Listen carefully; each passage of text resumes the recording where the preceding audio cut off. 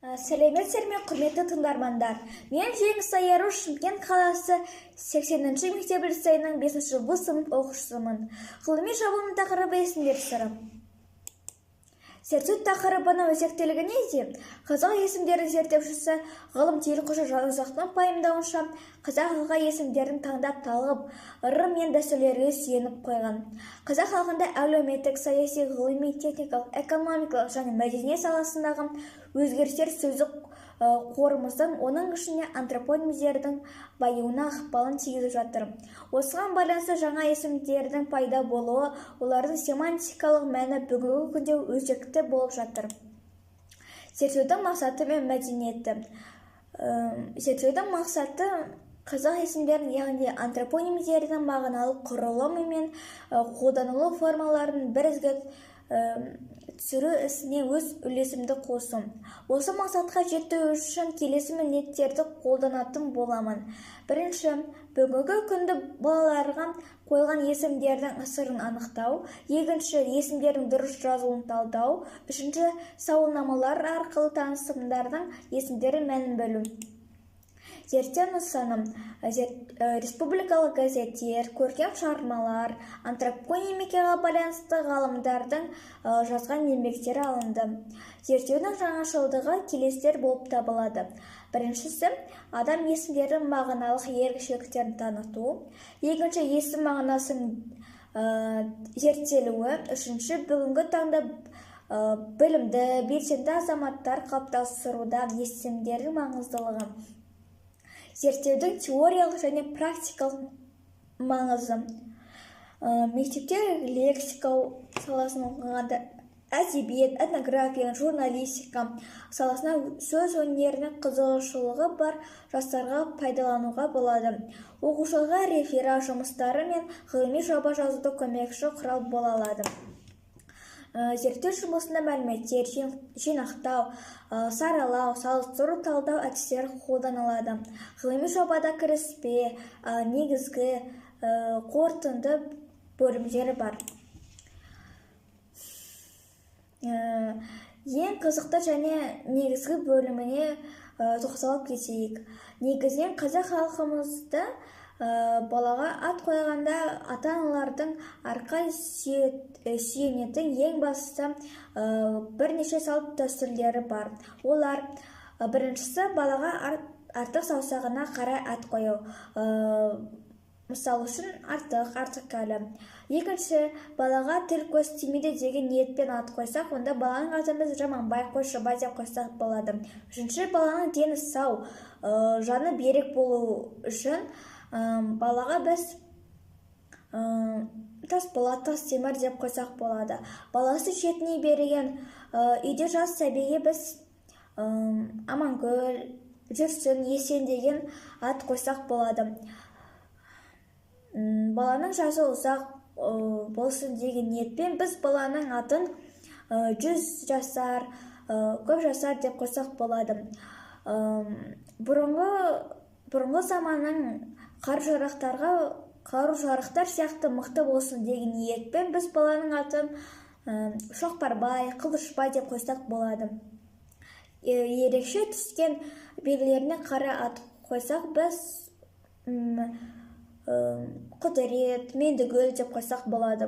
Ислам дінінің әсеріне байланысты ат қойсақ, біз баланың атын Мұхаммед, Хадиша деп қойсақ болады.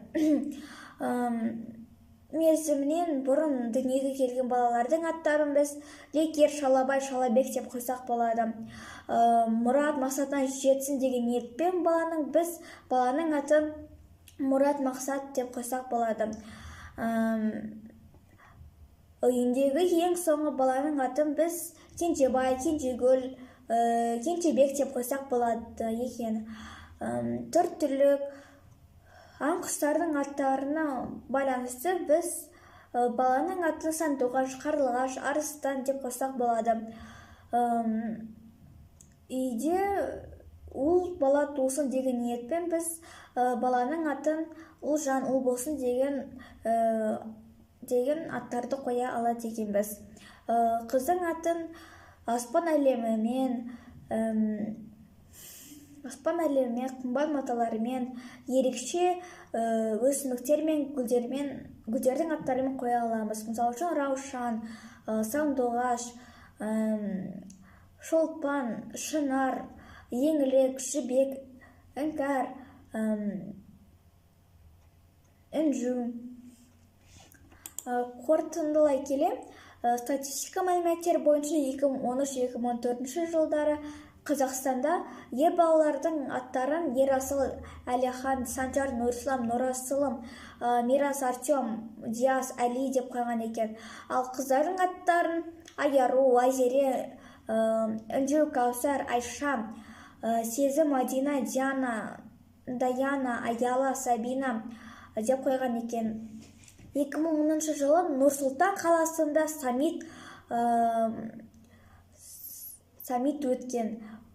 өткеніне орай Саммитбек, Саммитхан деген есімдер балаларға көп қойыла бастады. Қазақтың грамдап қойған бұл есімдеріне дау жоқ, бірақ саммит сөзі қазақ сөзі емес екені белгілі. Статистика мәліметтеріне сүйенсек, 2011 жылы туған сәбилер арасында ең көп тараған есімдер Ради, Антонио, Ливия, Талисман және Наурызбек. Бұдан өзгеше Қазақстанда Азияда да есімі де пайда болыпты. Бұрын халқымыз есімнің мән мағынасына қарай қойса, қазір керісінше естілгенде әдемі естілетін аттар қоя бастайды. Сонымен адам түсінбейтін түсініксіз есімдер осыдан пайда болғаны содан. Қазіргілер балалардың аттарын шетел әншілер, актерлар, танымал адамдардың есімдерін қоя бастайды. Бұл ұрпақтың сақталуына әкеп соқтыру мүмкін.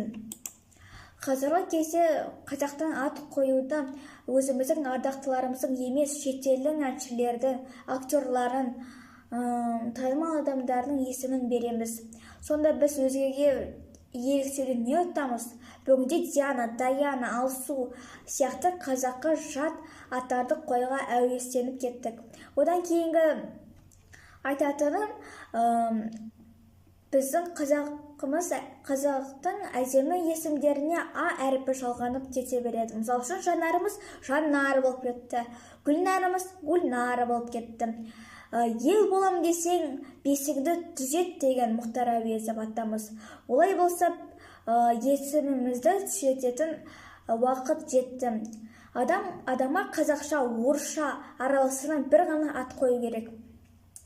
Ол аттың мән мағынасын толық түсінгенде ғана қазақ тілін сауатты жаза аламыз. Қойған атымызға не мағына беретіні бұл маңызды. Ал өзіміздің атымызды дұрыс жазу ол оданырақ маңызды. Қазақ тілі білім дамыған заманда өз аты жөнімізді сауатсыз жазсақ, білім сіздігімізді көрсетпей ме? Осылайша ғылыми жұмыс жасай берсек, өзге тілдің қосымшасынан да аралап өз есімімізді дұрыс жазып, сауатты жазуға тырысайық. Назарларыңызға рахмет.